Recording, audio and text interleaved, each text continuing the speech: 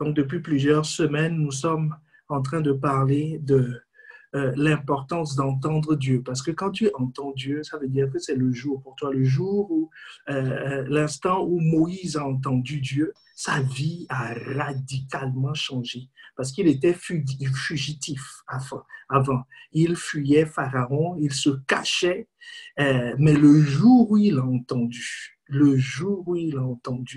il est passé de fugitif au chef du peuple. C'est ce qui va se passer dans ta vie. Quand tu vas l'entendre, tout le monde saura que celui-là a entendu Dieu. C'est ce qui s'est passé avec Pasteur Yvan, Pasteur Yves. C'était frère Yves, c'était frère Yvan. Ils étaient des gens ordinaires. Voilà, c'était la même chose pour Pasteur Jacques. Mais le jour où ils ont entendu Dieu, leur vie a radicalement changé. Radicalement changé. Donc, c'est ce que Dieu est en train de faire dans nos vies. Tu as besoin de l'entendre et tu vas l'entendre. C'est pour ça que tous les obstacles, toutes les choses qui font que sa parole ne peut pas être gravée dans le cœur, parce que le tout, ce n'est pas d'entendre un bruit, comme Jésus l'explique dans Matthieu 13. Il dit, ce peuple entend, mais il ne comprend pas. Et ils n'ont pas l'entendement, ils ne savent pas à quoi ça ressemble, quelle est la signification de ce qu'ils ont entendu. Mais toi, dans le nom de Jésus, tu vas entendre et savoir précisément à quoi ça correspond. Quand Moïse n'avait pas entendu Pharaon, il n'avait pas entendu Dieu, il avait peur de Pharaon parce qu'il ne voit pas, humainement parlant, comment lui, il peut délivrer un peuple comme cela de la main de celui que lui-même il a fui. Mais quand la parole de Dieu est venue jusqu'à lui, il a su comment. Le jour où il fallait traverser la mer Rouge, ils se sont demandé, mais comment allons-nous faire pour passer de l'autre côté? Mais quand la parole se fit entendre, là où il n'y avait pas de chemin, tout à coup, il y a un chemin qui s'est manifesté. C'est pour ça que nous disons non au voile.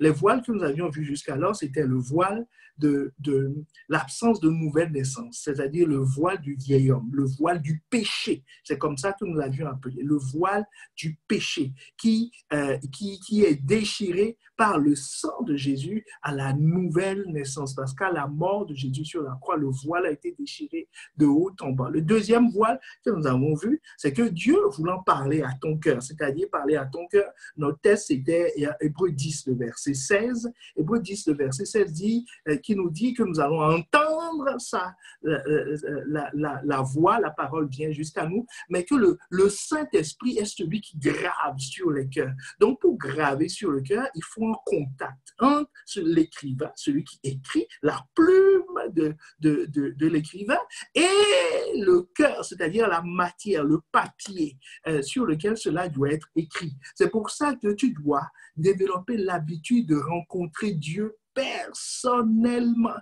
Celui qui est dans la foule, Jésus nous a dit toujours dans Matthieu 13 que ceux qui sont dans la foule, c'est eux qui ne comprennent pas. Est-ce que quelqu'un me suit? C'est pour cela que nous avions, une fois que tu sors de la foule, une fois que tu deviens un individu, tu as une relation directe avec ce Dieu-là, par la nouvelle naissance et par le choix de le rencontrer personnellement, il y a un autre voile qui est le voile de la mentalité. Le voile de la mentalité, de ton système de pensée. C'était Romains 12, verset 2. Il dit, ne vous conformez pas au siècle présent, mais soyez transformés par le renouvellement de l'intelligence afin que vous discerniez quelle est la volonté de Dieu, ce qui est bon, ce qui est agréable, ce qui est parfait.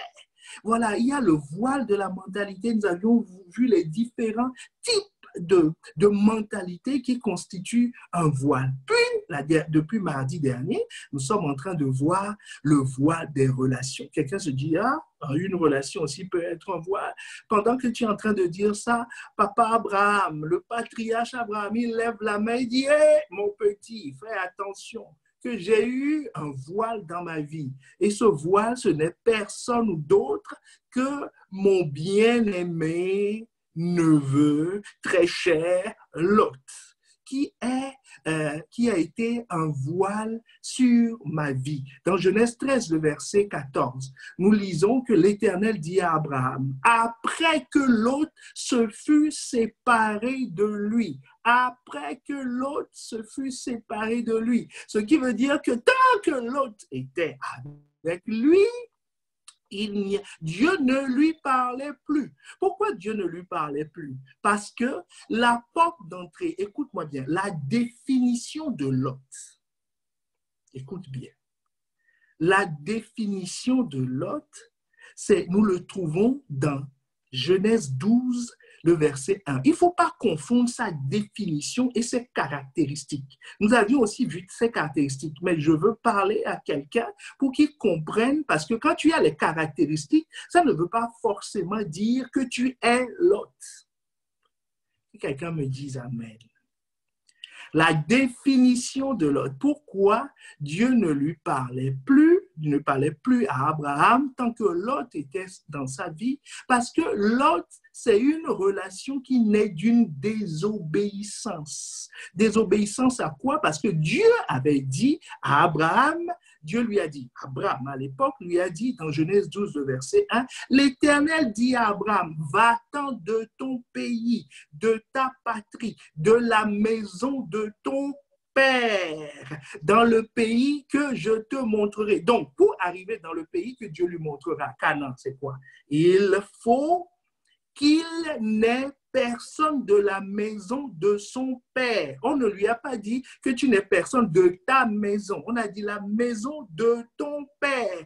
Parce que dans sa maison, il y avait Sarah. C'est la femme de la promesse. Donc, Sarah a le droit de le suivre. Mais par contre, il y avait quelqu'un qui n'avait pas le droit de le suivre. C'était l'autre. Donc, c'est une relation que Dieu n'a pas choisie. C'est quelqu'un que Dieu n'a pas envoyé dans sa vie. Si tu me suis, dis-moi Amen.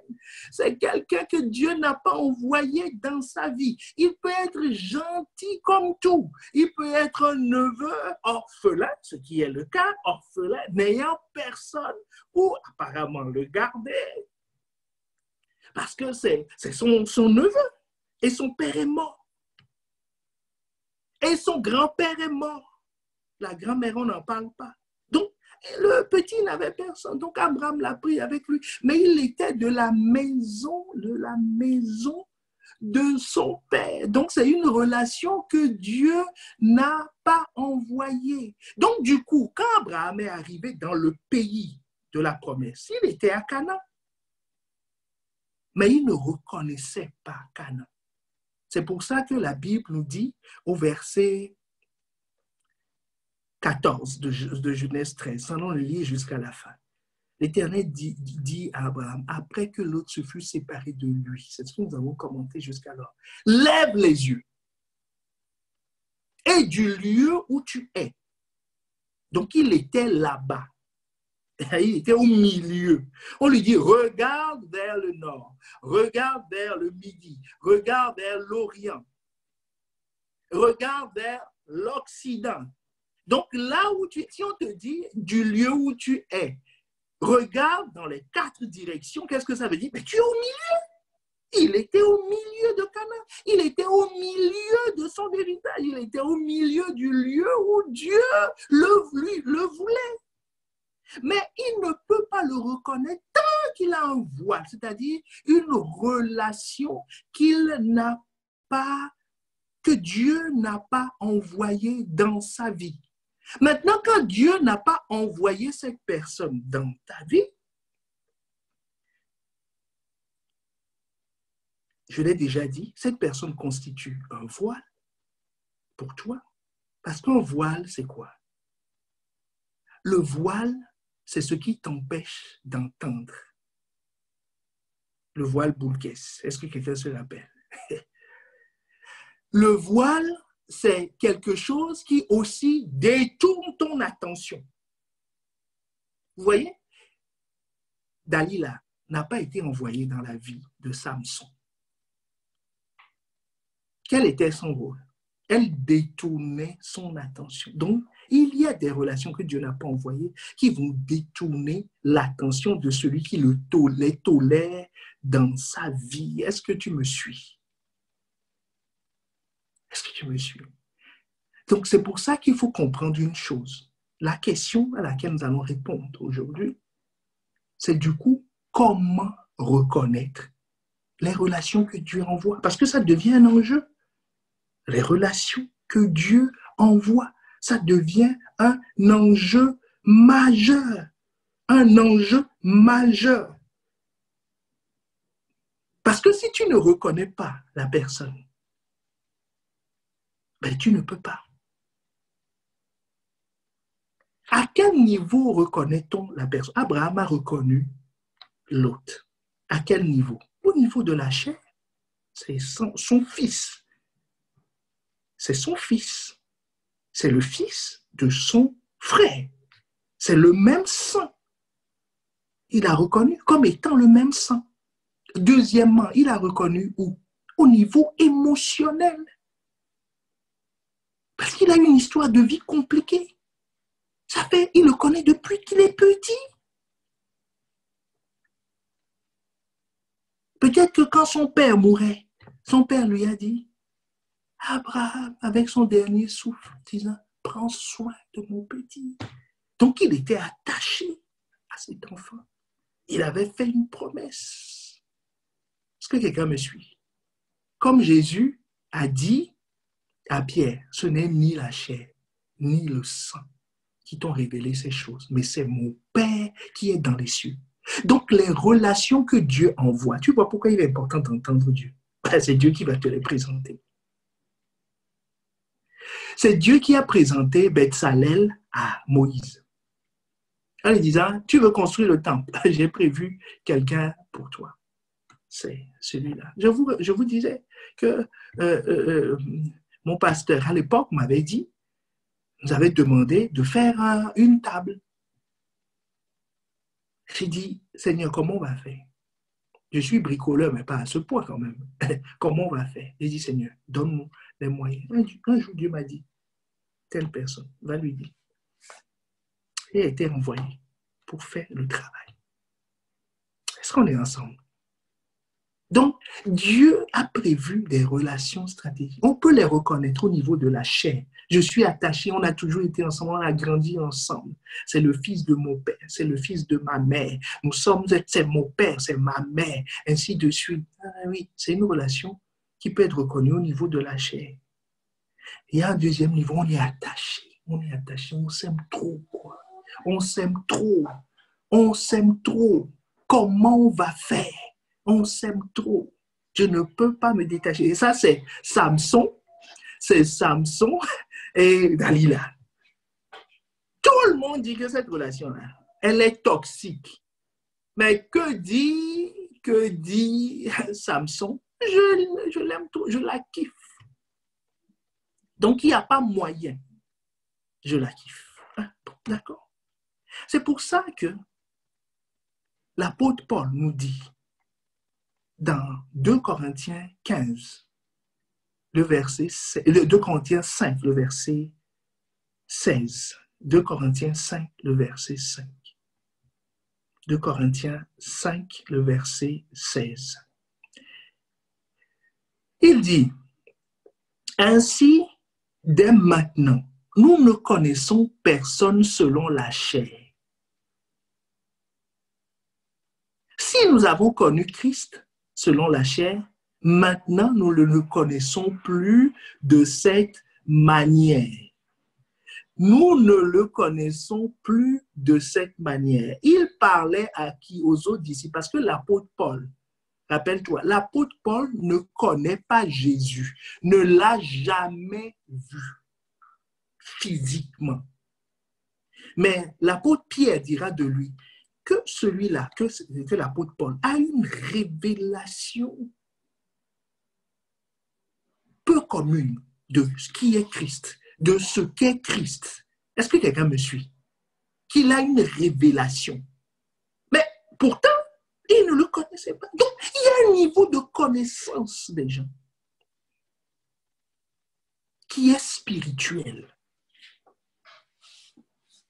C'est le nom que Dieu leur donne. Le nom de Ève, c'est chair de ma chair, os de mes os. C'est son nom. C'est ce pourquoi elle est criée. Est-ce que quelqu'un me suit?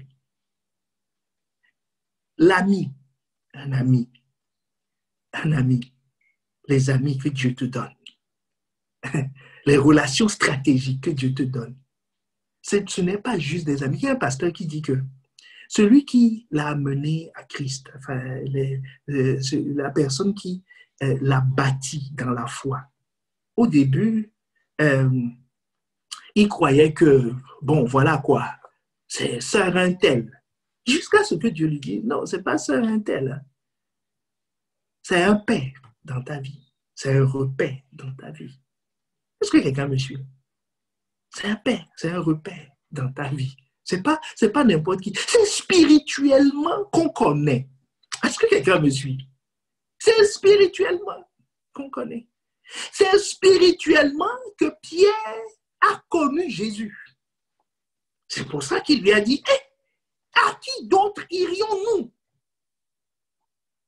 Est-ce que tu me suis? Je suis en train de t'amener à comprendre comment reconnaître les relations que Dieu envoie. Abraham n'avait pas connu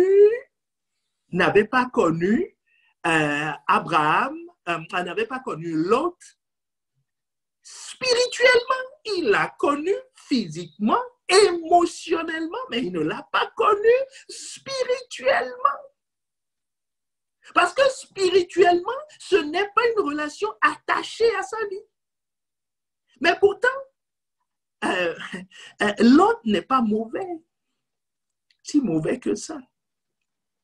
Parce que, j'ouvre la parenthèse et je la referme tout de suite après. Quand il fallait détruire Sodome et Gomorrhe, quand Abraham plaidait, il a plaidé sur la base de quoi? S'il y a un seul juste dans cette ville, est-ce que tu détruiras la ville? Dieu lui a dit non, c'est qui le juste? C'est Lot. Est-ce que tu me suis? Donc, ce n'est pas tous les justes qui sont forcément attachés à ta vie. Est-ce que quelqu'un me suit? Quand il y a un juste non appelé, attaché à ta vie, ben, il va créer des dégâts. Est-ce qu'on est ensemble? Donc, la question qui se pose ici, c'est que il faut distinguer deux types de relations. C'est pour ça que je vous disais que les caractéristiques que nous avions vues la dernière fois, je vous les rappelle rapidement. L'autre n'a pas de révérence pour l'autorité. N'a pas de révérence pour l'autorité. Il n'a pas d'opposition frontale avec l'autorité. Mais par contre, il ne la révère pas. Il ne travaille pas pour la paix. Il est égoïste dans ses choix. Il marche par la vue. Il est tolérant vis-à-vis du péché. L'autre ne croit pas au faible commencement. Et le pire, je crois qu'on n'a pas développé ce point, mais je vous donne juste, c'est qu'il véhicule la pensée du monde. Ce qu'on trouve dans 1 Jean 2, versets 15 à 16. Je te laisse explorer cette piste. D'accord? Il développe, il véhicule la pensée du monde. C'est-à-dire, en quoi une relation constitue un voile? C'est que ce qui sort de la bouche de cette personne, ce que cette personne dégage, ne correspond pas à la parole lumière que Dieu veut t'envoyer. C'est tout. C'est tout. Donc, il faut distinguer deux types de relations. Les relations l'autre que Dieu n'a pas envoyées et les relations de type Barnabas que Dieu a envoyé. Parce que un Barnabas peut manifester des signes, est-ce que tu me suis? Des signes de l'autre. Mais sauf que Barnabas, lui, a été envoyé. Parce que la Bible nous dit que le Saint-Esprit a parlé et a dit, mettez-moi à part Paul et Barnabas. Donc, les deux sont appelés et sont associés. C'est une association que le Saint-Esprit a créée et leur a dit, pour l'œuvre à laquelle je les ai appelés. Donc, ça veut dire qu'il y a des gens qui ont été affectés à l'Église, qui ont été affectés au pasteur, qui ont été affectés à un ministère réellement, qui sont appelés comme Barnabas. Mais Barnabas a été mis hors d'état de nuire par l'ennemi, par l'affaire de Marc. Est-ce que quelqu'un me suit? Donc, on peut être amené, on peut être convoqué, on peut être appelé. Judas était authentiquement appelé, mais il a changé en cours de route. Est-ce que quelqu'un me suit? Il était authentiquement appelé, mais il a été disqualifié. Démas a été authentiquement appelé, mais il est dévié en cours de route. Samson, il a été authentiquement appelé. C'est un âge qui est venu. Donc, prends garde à toi. La question, ce n'est pas de se dire telle personne manifeste ses caractéristiques, donc c'est l'autre. Non, la conclusion n'est pas là. C'est Dieu qui doit te dire. C'est la connaissance spirituelle. La connaissance spirituelle. Comment Dieu expose les choses. Dieu définit des relations. Si la personne rentre dans ce schéma, suis-moi bien, si la personne rentre dans ce schéma, c'est une relation appelée par Dieu. On ne peut pas se fier aux caractéristiques pour définir l'autre. Est-ce qu'on est ensemble? Ce n'est pas les caractéristiques qui définissent l'autre, c'est ça le point. Thomas marchait par la vue. On dit que Jésus est mort. Il est ressuscité. Thomas dit, hey, Pierre, jusque-là, je vous crois, mais, si moi, je ne le vois pas, si je ne touche, si je ne vois pas cette main percée, si je ne mets pas mon doigt, je ne croirai pas. Qu'est-ce que Jésus lui a dit? Heureux ceux qui ont cru sans avoir vu. Donc, il marche comment? Par la vue. Mais est-ce que ça fait de lui l'autre? Non. Ça fait de lui un appelé qui manifeste des signes de manque de foi ou de déloyauté pour certains, ce n'est pas le cas de l'autre, de Thomas, pour de déloyauté, ou des gens qui ont été retournés par le diable. Donc, mon point ici, c'est de bien préciser ce qu'on avait dit. Nous avions vu les caractéristiques de l'autre, mais rappelle-toi, la définition de l'autre, c'est celui que Dieu a appelé ou Dieu n'a pas appelé. L'autre n'a pas été appelé, n'est pas associé à la vie de Abraham. Mais par contre, Sarah est associée à la vie d'Abraham. Est-ce que Sarah a marché par la vue? Oui. C'est elle qui a proposé Agar, avec l'approbation, un vote par acclamation du père Abraham. Mais c'est elle qui a proposé. Est-ce qu'elle croyait au début que l'année prochaine, à pareil moment, elle allait avoir un enfant? Elle a ri. Quand les 3 hommes que Dieu a envoyés, en fait, je crois que c'est Jésus lui-même, c'est l'âme qui est venu. Voilà.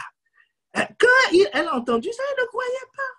Mais la Bible nous dit, dans Hébreux 11, que Sarah changeait après. Et la foi est née en elle.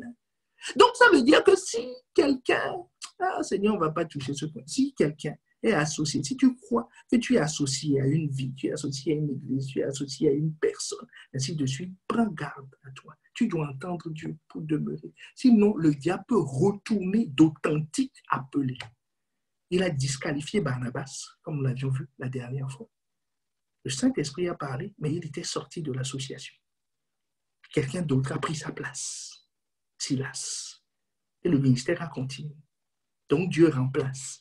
Donc quand tu es dans l'association, dis non, je ne sors d'aucune association. Je reste dans l'association. Je fais tout parce que ma vie est attachée à ça. C'est pour ça que Pierre a dit à qui d'autre irons-nous? Nous sommes attachés à toi.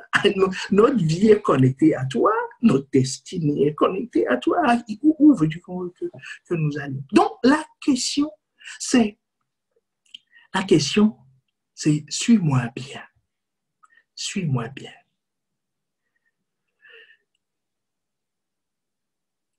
une chose importante que tu dois savoir, c'est qu'il n'est aucunement dans le pouvoir d'un homme d'être délivré des mauvaises relations. Je répète, il n'est pas dans les capacités d'un homme, d'une créature, d'être délivré des mauvaises relations. C'est une grâce qui vient de Dieu. C'est une grâce qui vient de Dieu. C'est une grâce qui vient de Dieu. Ça, il faut que ce soit clair, net, précis dans l'esprit de quelqu'un. C'est une grâce qui vient de Dieu. Si tu reconnais que c'est une grâce qui vient de Dieu, alors quand tu vas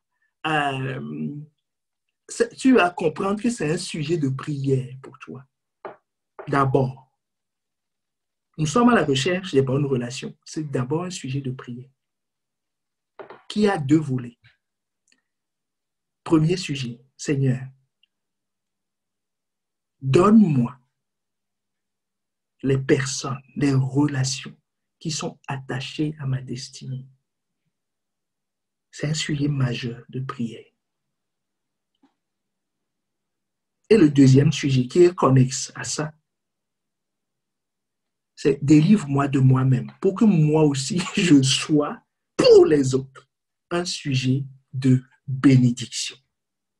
Pas un voile, pas un piège pour leur vie. Ce que je vous ai dit la dernière fois, ça marche dans les deux sens.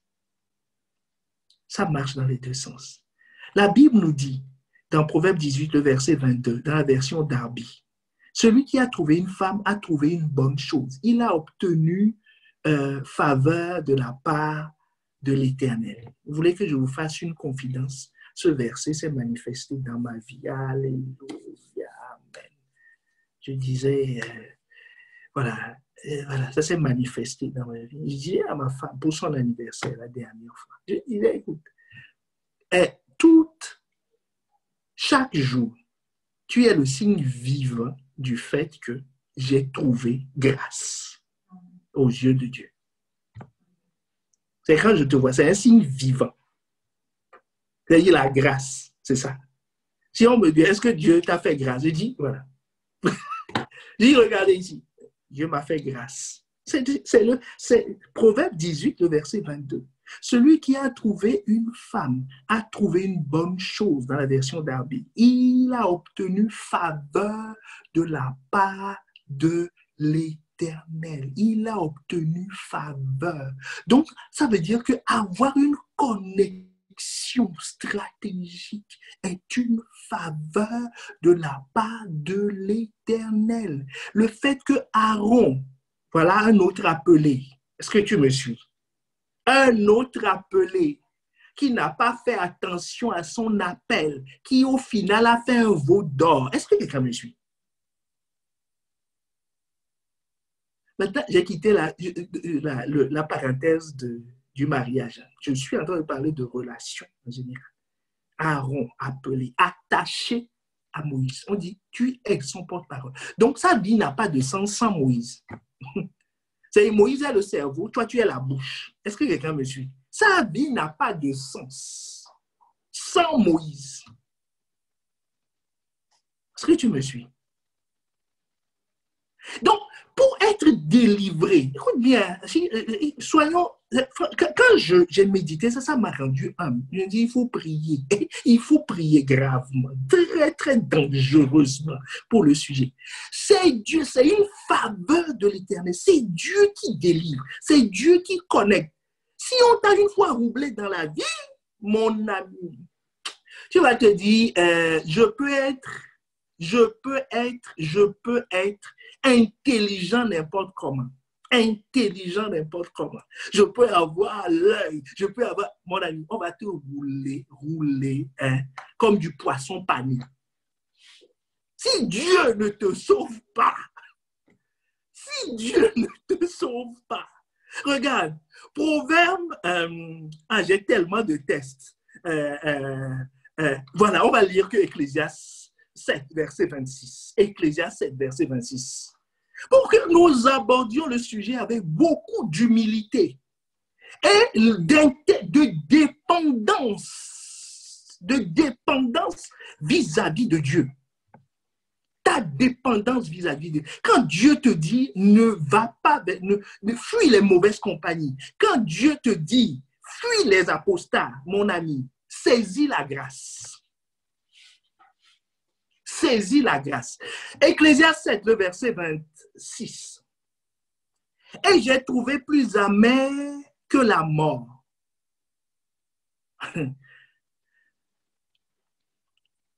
La femme dont le cœur est un piège et un filet, et dont les mains sont des liens. Celui qui est agréable à Dieu lui échappe, mais le pécheur est pris par elle. Est-ce que tu vois le point? Mon ami, on peut garder le verset affiché, parce qu'il faut que quelqu'un et j'ai trouvé plus amer que la mort. C'est-à-dire, rater la relation stratégique, c'est plus amer que la mort. Parce qu'il n'y a pas, quand quelqu'un meurt, tu vois, il ne souffre plus. Est-ce qu'on dit non? Bon, c'est vrai, son esprit, c'est autre chose, mais au moins, son corps et son âme se reposent. Mais là, j'ai trouvé plus amer que la mort. Donc, ne pas avoir la relation stratégique, c'est pire que la mort. C'est-à-dire, tu es vivant et tu souffres. On t'écorche la peau. Mais tu ne peux rien, puisque tu es empêtré. Est-ce que quelqu'un me suit? Mais ce ne sera pas ton cas au nom de Jésus. Tu vas appliquer les lois, les principes de Dieu pour s'en sortir. Donc, les relations, qu'est-ce que l'autre, une relation que Dieu n'a pas envoyée, entraîne dans la vie de quelqu'un dont le cœur est un piège. C'est un piège, tu vois. Ça fait tchac. Le piège t'immobilise. Un filet et un lien fonctionnent un peu de la même façon. Dans le filet, tu vois des choses. Tu as l'impression que tu peux accéder, tu vois. Tu peux accéder. Puisque ta vue n'est pas limitée par le filet. Les parties du filet, les fils sont fins. Ce n'est pas gênant. Mais tu ne peux pas accéder. Les liens, c'est quoi? Ton périmètre est défini. Parce que tu pourras aller jusque... C'est comme la laisse du chien. Le chien ne dépassera pas la longueur de sa laisse. C'est ce que quelqu'un me suit. C'est ça pour quelqu'un qui est pris dans une relation que Dieu n'a pas envoyée. Mais comment on y échappe? Bien-aimé, comment tu vas trouver la relation clé pour ta vie? Je parle mariage. Maintenant, c'est un exemple. Toutes les relations, mais je prends l'exemple du mariage. C'est pas en te contentant, c'est pas faux, c'est une très bonne chose. Nous-mêmes, nous le faisons. Ici, nous le faisons. Ce n'est pas te focaliser sur les techniques d'approche. Hey! Est-ce que quelqu'un me suit? Ce n'est pas les techniques d'approche. La technique pour atterrir sur un aéroport miné, c'est la même technique pour l'avion qui atterrit sur une piste à Charles de Gaulle. Est-ce que tu me suis? C'est la même technique. Mais qu'est-ce qui délivre? C'est Dieu. Est-ce que tu me suis? Mais Dieu délivre qui? Celui qui lui est agréable. Mais le pécheur, celui qui ne fait pas de l'Éternel ses délices, est pris par elle. Donc, bien-aimé, cherche Dieu, cherche le royaume et sa justice. En toutes choses, Dieu t'enverra les relations stratégiques, ce dont tu as besoin pour faire son œuvre. Donc, l'enjeu pour nous, c'est de savoir quelles sont les relations que Dieu approuve? Parce que, est-ce que tu sais que Dieu a des amis? Tu sais que Jésus a des amis. C'est un monsieur très relationnel. Hein? Très relationnel. Il a des amis. Il a de grands amis. Il a de grands amis. Dieu a des amis. Dieu a des amis. Les amis de Jésus. Ah, Seigneur, aide-nous.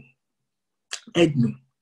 Les amis de Jésus. Donc, je suis en train de dire ici les critères pour reconnaître les personnes que Jésus, que Dieu approuve, dont il approuve les voies. Et les personnes à qui il peut te connecter.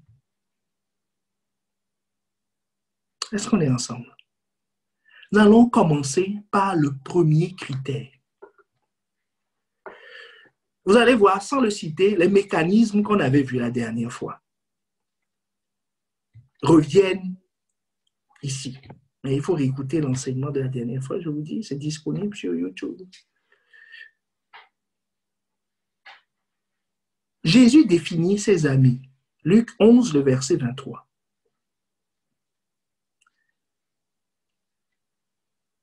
Qui fait appel ici à la technique, enfin au mécanisme de la destination commune que nous avions cité. Tu vas aller là où vont ceux avec qui tu marches.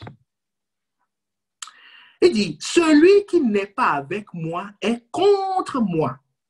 Celui qui n'assemble pas avec moi disperse. Donc Jésus dit, il marche avec qui? Ceux qui marchent dans la même direction que lui. Est-ce que tu me suis? Est-ce que tu me suis? Il marche avec ceux qui vont dans la même direction que lui, qui font les mêmes choses. Qui font les mêmes choses que lui. Quand quelqu'un ne fait pas la même chose que lui, Jésus l'identifie tout de suite comme étant un voile.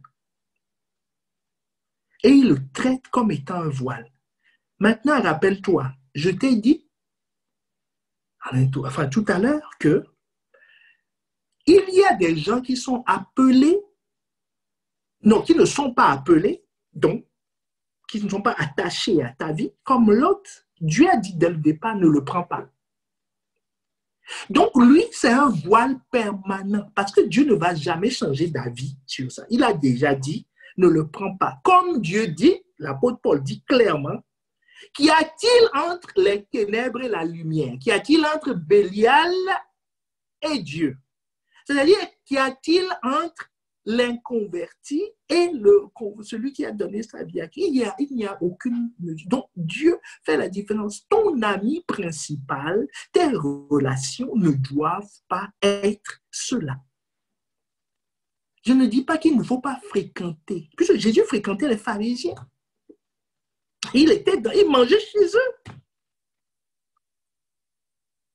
Mais par contre, ce n'est pas une relation permanente. Parce qu'il y a la notion de durée. Il y a la notion de ce que vous partagez. Est-ce que tu me suis? C'est avec les disciples qu'il disait ces choses-là. Qu'il ouvrait son cœur. Donc, allons pas à pas. Donc, première chose, ceux qui font la même chose. Regarde, ce principe, Dieu va l'appliquer à Abraham pour le définir comme étant son ami. Suis-moi attentivement. Genèse 18, le verset 16 à 20. C'est à l'issue de la visitation des trois hommes, le jour où Sarah arrive. Donc la suite, au verset 16. Ces hommes se levèrent pour partir et regardaient du côté de Sodome. Abraham alla avec eux pour les accompagner. Abraham alla dans le même sens que ces trois hommes. Écoute bien, il alla dans le même sens que ces trois hommes. Alors, verset 17, l'Éternel dit, alors l'Éternel dit. Donc, c'est parce qu'il allait dans le même sens que Dieu lui a parlé. Il dit, cacherai-je à Abraham ce que je vais faire? Verset 18. Abraham deviendra certainement une grande nation et puissante, et en lui seront bénies toutes les nations de la terre. Car je l'ai choisi, afin qu'il ordonne à ses fils et à sa maison après lui de garder la voie de l'Éternel en pratiquant la droiture et la justice, et qu'ainsi l'Éternel accomplisse en faveur d'Abraham les promesses qu'il lui a faites. Et l'Éternel dit, le cri contre Sodome et Gomorrhe s'est accru et le péché, ainsi de suite. Dieu s'est mis à lui parler. Pourquoi? Dieu l'a identifié comme étant son ami, son intime. Pourquoi? Parce que Dieu dit, mais au fait, nous travaillons ensemble. C'est lui qui va diffuser ma loi sur la terre. C'est lui qui a choisi de me servir. C'est lui qui a choisi de donner sa vie pour que ma gloire éclate. Il dit, mais c'est lui. Donc, c'est mon ami. Est-ce que tu vois la définition de Dieu? Une des définitions, c'est ceux qui font la même chose. Donc, tu ne peux pas dire que, de te demander est-ce que telle relation, même en Christ, dit, mais oui, c'est mon ami, on est ensemble, ainsi de suite, mais moi, je veux Dieu, je veux plus de Dieu. Je veux servir Dieu dans ma génération. Mais l'autre, il dit, non, tu sais, on va prier juste un peu, mais sinon, il faut qu'on pense à nous, il faut qu'on pense à ceci. Non, moi, j'ai l'impression qu'on est comme dans un piège, on n'est plus libre, je ne suis plus libre de faire ce que je veux, j'ai envie de ceci, tout le temps, on dit Dieu, Dieu, Dieu, moi aussi, j'aime Dieu, ainsi de suite. Bon, vous n'allez pas dans le même sens. Est-ce que quelqu'un me suit? Jésus dit, mes amis, c'est ceux qui vont dans le même sens. Ceux qui vont dans le même sens. Jésus dit, deuxième définition, que ses amis, c'est ceux qui obéissent à la parole de Dieu. Je te donne les critères de Jésus pour choisir ses amis. C'est comme ça qu'on connaît un esprit, pas dans la chair ni dans le sang. Jean 15, verset 14. Vous êtes mes amis si vous faites ce que je vous commande. Vous êtes mes amis si vous faites ce que je vous commande. Tes amis, les amis que Dieu choisit, c'est ceux qui ont décidé d'obéir, eux aussi. Tu veux être un bon ami pour quelqu'un? Une source de bénédiction pour quelqu'un? Fais ce qu'il te commande. Tu seras un bon ami, une bonne épouse, un bon leader, un bon serviteur travaillant activement pour le royaume des cieux. Tu seras une créature qui contribue à l'avancement. Voilà. Obéis à Dieu, pas que dans le service, pas que quand on te voit, tous les jours, dans ton intimité. Cherche Dieu, obéis, obéis. Tu te qualifies pour être un bon ami. Dieu va dire, non, celui-là c'est un bon ami, je vais le prendre et le connecter. Est-ce que quelqu'un me suit? Les amis les membres de la famille, je suis en train de parler des fréquentations de Jésus, ceux qui sont ses intimes. La Bible nous dit dans Matthieu 12, à partir du verset 48, on dit, mais Jésus répondit à celui qui lui disait, qui est ma mère, qui sont mes frères, puis étendant la main sur ses disciples, il dit, voici ma mère et mes frères, car quiconque fait la volonté de mon Père qui est dans les cieux, celui-là est mon frère, ma soeur, ma mère. Certains sont pris au piège. Pourquoi? Parce que si on leur demande toujours qui sont leurs mères, leur cœur est attaché à quelqu'un donc qui ne va pas dans la même direction, qui ne croit pas la même chose.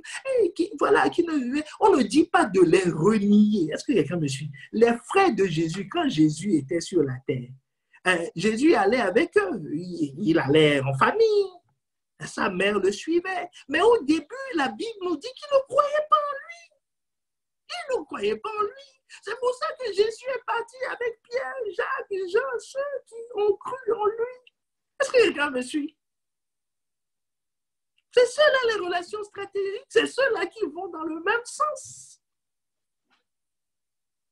Puis plus tard, la famille l'a rejoint. Il ne les a pas reniés. Jude, celui qui a écrit le livre de Jude, c'est le propre frère de Jésus. Est-ce que quelqu'un me suit? C'est son frère.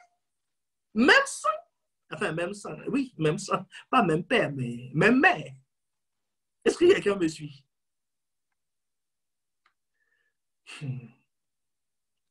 Les amis, ceux que Jésus fréquente, c'est ceux qui craignent les mêmes choses que lui. Tel ami craint la mort, l'autre craint Dieu. Celui qui craint Dieu doit être ton ami. Luc 12, le verset 4. Je vous dis à vous qui êtes mes amis, ne craignez pas ceux qui tuent le corps et qui, après cela, ne peuvent rien faire de plus. Est-ce que tu me suis? C'est Jésus qui le dit. Jésus qui le dit. Jésus, c'est lui qui le dit.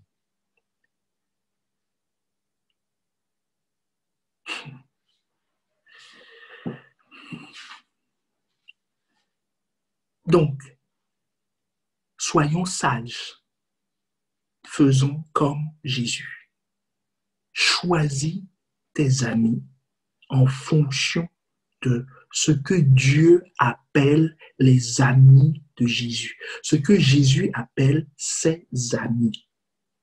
Les amis, c'est ceux avec qui tu es intime, c'est ceux avec qui tu peux ouvrir ton âme, c'est ceux avec qui tu dois être proche physiquement dans la sainteté. Sinon, ces relations que Dieu n'a pas envoyées peuvent être un piège pour une vie. Peuvent être un piège pour une vie. Mais ce ne sera pas un piège pour toi parce que tu vas suivre l'exemple de Christ, notre sagesse. Christ, notre sagesse.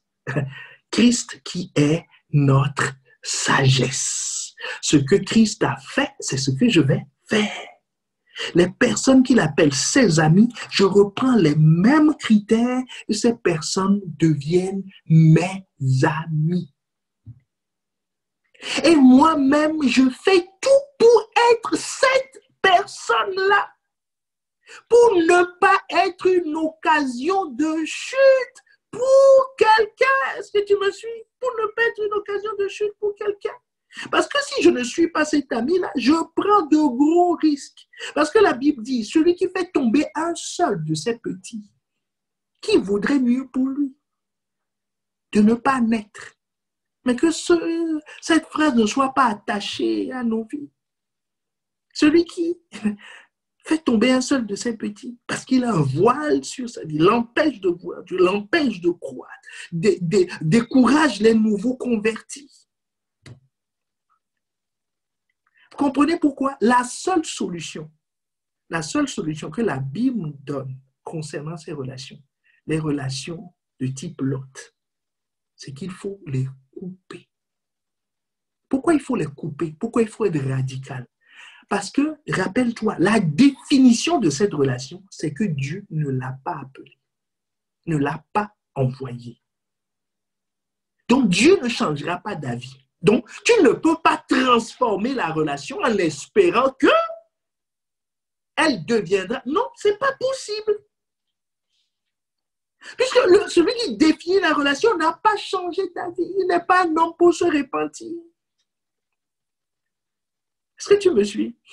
Donc, c'est pour ça que la solution est radicale.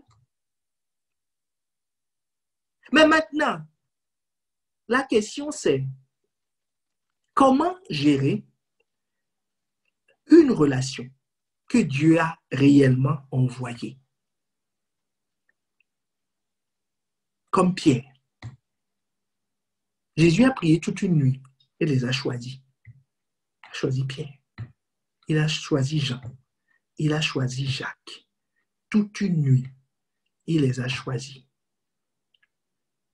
Mais plus tard, ce Pierre, ce Jacques, ce Jean,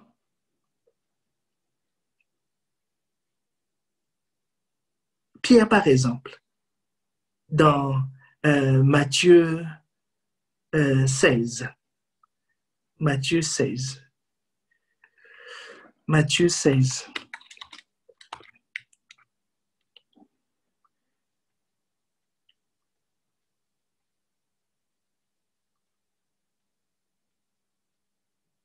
Matthieu 16, à partir du verset 23. Je parle ici des voiles transitoires. Nous allons juste aborder ce point et nous allons prier. D'accord? Ça peut faire l'objet de tout un autre enseignement, mais nous allons aborder juste un point.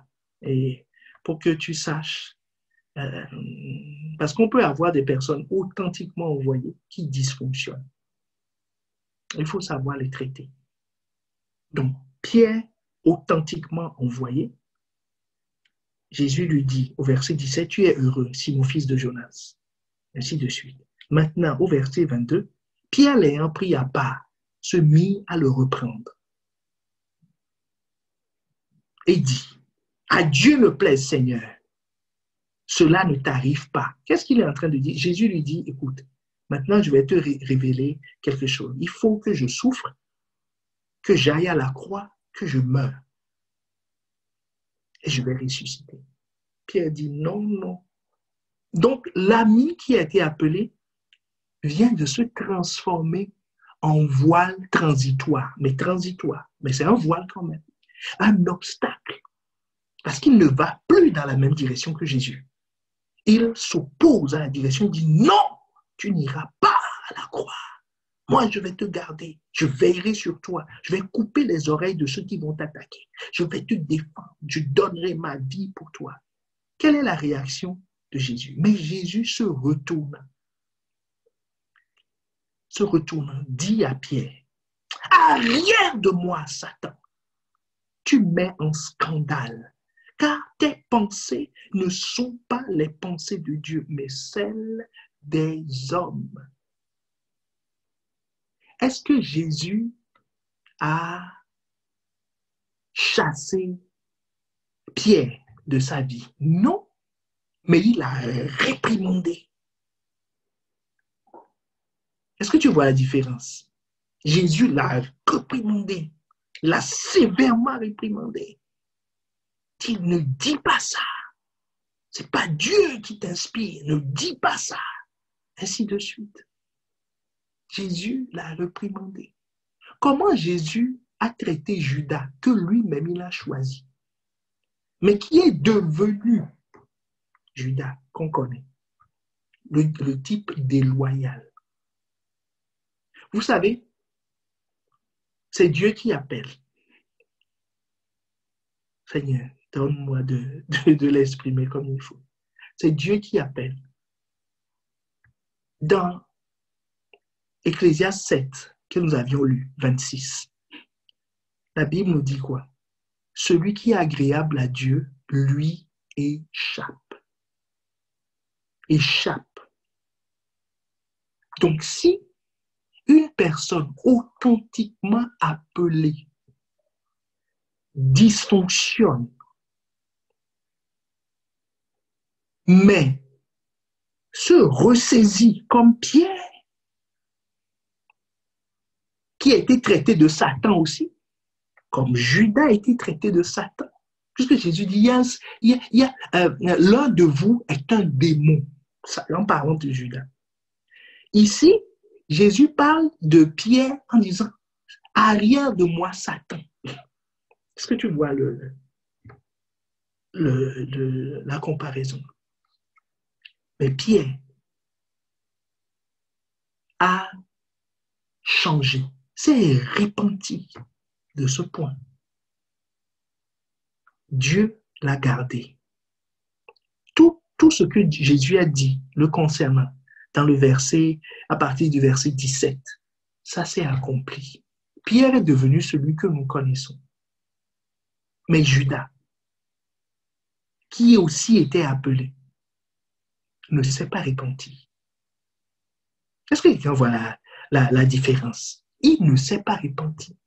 Il était authentiquement appelé. Ce n'est pas l'autre, Judas. Il ne s'est pas repenti. Il n'a pas demandé pardon. Il n'a pas changé. Il est resté tel quel. Et qu'est-ce qui s'est passé?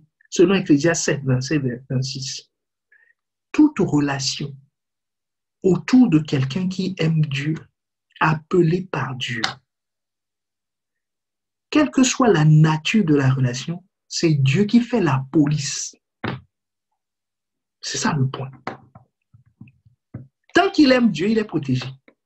Tant que tu aimes Dieu, tu es protégé. S'il y a une relation, si tu t'engages dans une voie, tu aimes Dieu de tout ton cœur, Dieu te délivrera. À condition que tu l'aimes. Celui qui ne l'aime pas est pris pareil. Point. Il peut utiliser les techniques, demander des conseils, faire ceci, observer, placer des caméras. Il est pris pareil. Mais celui qui aime Dieu est délivré. Jésus aime Dieu. Jésus sait reconnaître les voiles transitoires. Arrière de moi, Satan, disant à Pierre. Il a dit la même chose à Jean et à Jacques. Les deux ont dit, Seigneur, veux-tu que le feu descende sur la Samarie? Jésus dit, Jacques et Jean, vous ne savez pas de quel esprit vous êtes animés. Dit, vous ne savez pas. C'est le diable qui est en train d'agir en vous. Il les a reconnus. Il a reconnu le voile, mais c'est un voile transitoire parce qu'ils ont changé. Ils se sont repentis. Et leur route, Jacques et Jean sont devenus ce que vous connaissez. Mais Judas ne s'est pas repenti. Judas ne s'est pas repenti. Barnabas a aimé Marc plus que Dieu. Quelle que soit quelle qu'a été sa position. Est-ce que quelqu'un me suit? Il est très élevé dans la foi. C'est un grand quelqu'un. Le mentor de l'apôtre Paul. Mais il a aimé Marc plus que Dieu. Il a été pris par le piège. Est-ce que quelqu'un me suit? Donc, l'amour de Dieu. L'amour de Dieu. Ma vie doit manifester ta gloire. Ma vie doit. Celui qui se base sur ça, celui qui vit par ça, celui qui marche par ça, qui reconnaît, qui ne connaît plus selon la chair, mais qui connaît selon l'esprit. Comment on connaît selon l'esprit? C'est les critères de la parole de Dieu. Comment Dieu fait ses amis que je vous ai cités? C'est des lois simples. Celui qui fait la même chose, celui qui est membre de ta famille selon les critères de Jésus, celui qui obéit à la parole, celui qui craint Dieu. Toutes ces connexions-là, celui qui fait ça, qui sont des attitudes hautement spirituelles, qui analysent toutes ces relations selon ces critères. Selon ces critères. Et le dernier critère, Seigneur, aide-moi. Le dernier critère, qui est ceux qui font la même chose. C'est un critère que Dieu nous donne qui permet de se connecter avec les relations stratégiques que Dieu nous donne dans le monde. Parce que cette relation-là, c'est ce que, Seigneur, que Dieu te donne la révélation de comprendre. Cyrus, le roi Cyrus, qui est un roi païen, Dieu l'appelle son serviteur. Pourquoi? Parce qu'il fait la même chose que Dieu. Fait la même chose. Donc, cette loi s'applique pour les relations stratégiques dans le monde. Et ça, c'est un autre point. Donc, c'est quand tu aimes Dieu et tu veux analyser toutes choses, tu n'appelles pas les gens par leur nom. Par leur nom. Tu les appelles par comment Dieu les appelle, comment Dieu les définit. Selon les critères spirituels, l'amour de Dieu que tu as, selon Ecclésiaste 7, le verset 26, va te préserver. Va te préserver. Celui qui est agréable à Dieu lui échappe. Nous allons élever la voix.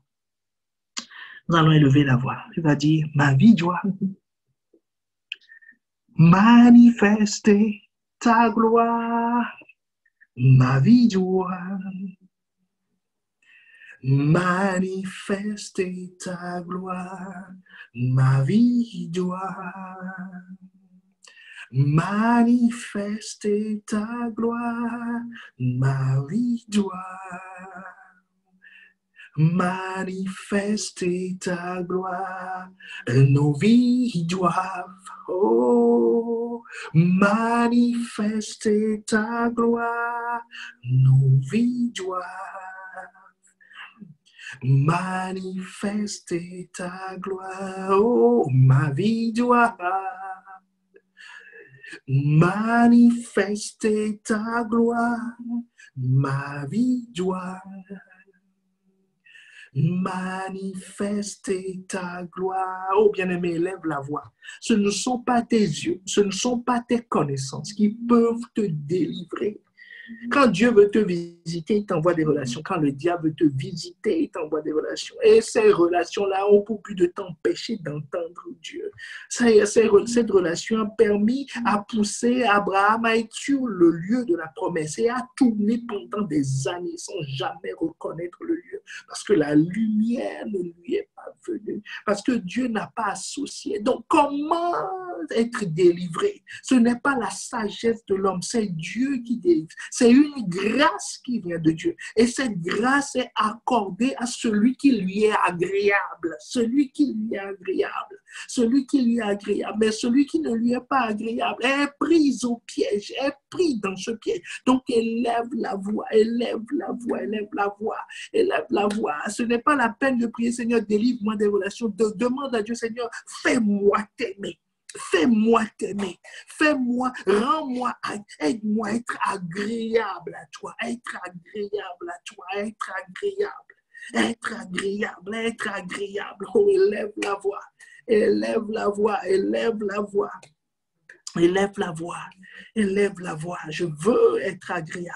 Je veux être agréable. Si je suis agréable à toi, alors je serai un bon ami, un serviteur fidèle, un serviteur loyal, un serviteur loyal. Je vais servir les intérêts du royaume parce que tu vas me connecter aux bonnes relations. Tu vas amener dans ma vie les personnes qu'il faut. Ce n'est pas à moi, c'est toi qui veux choisir les relations pour nous. C'est toi qui as choisi Aaron pour Moïse. C'est toi qui as choisi Bethsalel pour Moïse. C'est toi qui as choisi les 12 disciples pour Jésus, puisque Jésus lui-même témoigne dans Jean 17. Il dit, les hommes que tu m'as donnés, les hommes que tu m'as donnés, les hommes que tu m'as donnés. Donc, c'est Dieu qui donne les relations. C'est Dieu qui donne les relations. C'est Dieu qui délivre. Alors, élève la voix. Demande à Dieu, délivre-moi, délivre-moi. Donne-moi de t'aimer. Donne-moi de t'aimer. Donne-moi de t'aimer. Donne-moi de t'aimer. Donne-moi de t'aimer. Donne-moi de t'aimer, oh cher Saint-Esprit. Donne-moi de t'aimer. Donne-moi de t'aimer. Donne-moi, donne-moi, donne-moi, donne-moi de t'aimer. Donne-moi de t'aimer.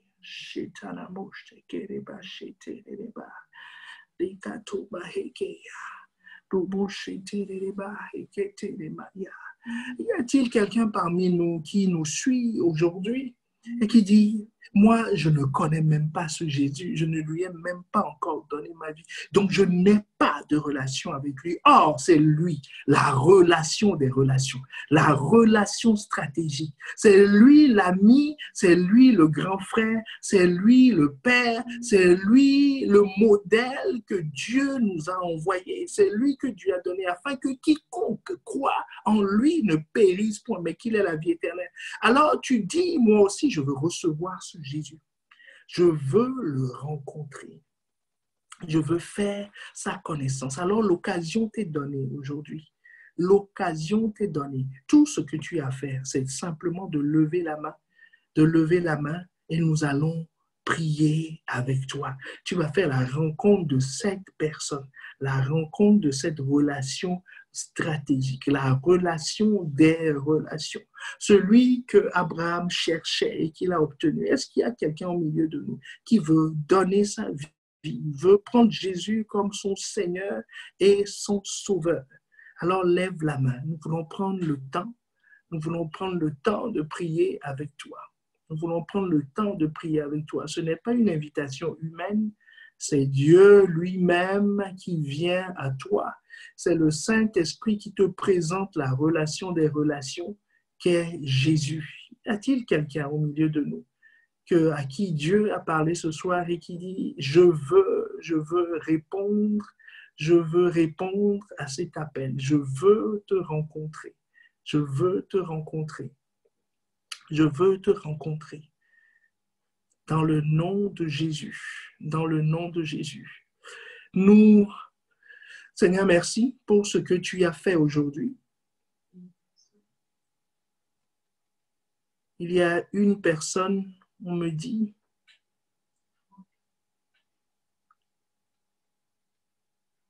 est-ce que les modérateurs peuvent me signaler, me donner, parce que c'est très important, très important. Nous allons, juste avant de laisser le micro, donc que personne ne se déconnecte. Alors, il y a Franck qui a levé la main. Est-ce que nous pouvons manifester la joie du ciel à Franck? Ça vaut la peine. Est-ce que Franck confirme qu'il a levé la main? Est-ce qu'il peut relever la main? Parce que nous voulons prendre le temps de prier avec toi. C'est très important. C'est très important. Ne te laisse pas intimider.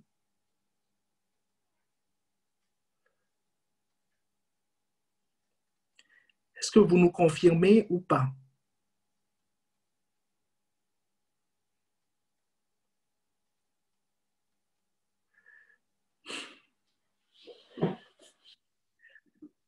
Donc, nous...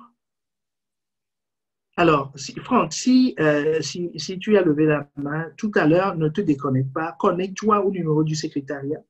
Parce qu'on ne voit plus, on va... voilà, connecte le numéro du secrétariat qui va s'afficher. Donc, que personne ne se déconnecte. Alors, on a une autre personne, Warren, qui a levé la main. Donc, Warren et Franck, ce qu'on va faire, on va prier avec vous. D'accord? On va prier avec vous. Alors, nous inclinons nos têtes et nous allons prier. Seigneur, vous allez répéter après moi. Donc, Warren et Franck, vous répétez après moi. Seigneur Jésus, merci de m'avoir attiré ce soir. Merci de m'avoir appelé. Merci de t'être présenté à moi comme un ami, l'ami fidèle, celui qui ne déçoit pas. Alors Jésus, je crois que tu es mort à la croix pour moi et que par ton sacrifice, j'ai la vie. Je reçois ta vie dans le nom de Jésus. Je sais que tu es l'ami que Dieu me donne, un ami qui va me guider tous les jours. Alors je me soumets à ta seigneurie. Dans le nom de Jésus, je te reçois comme Sauveur et Seigneur de ma vie. Que ton sang me lave, me purifie de tout péché. Et à partir d'aujourd'hui, par cette prière, je déclare que je deviens une nouvelle créature, que les choses anciennes sont passées, que toutes choses sont devenues nouvelles pour moi dans le nom de Jésus. Amen, amen. Amen.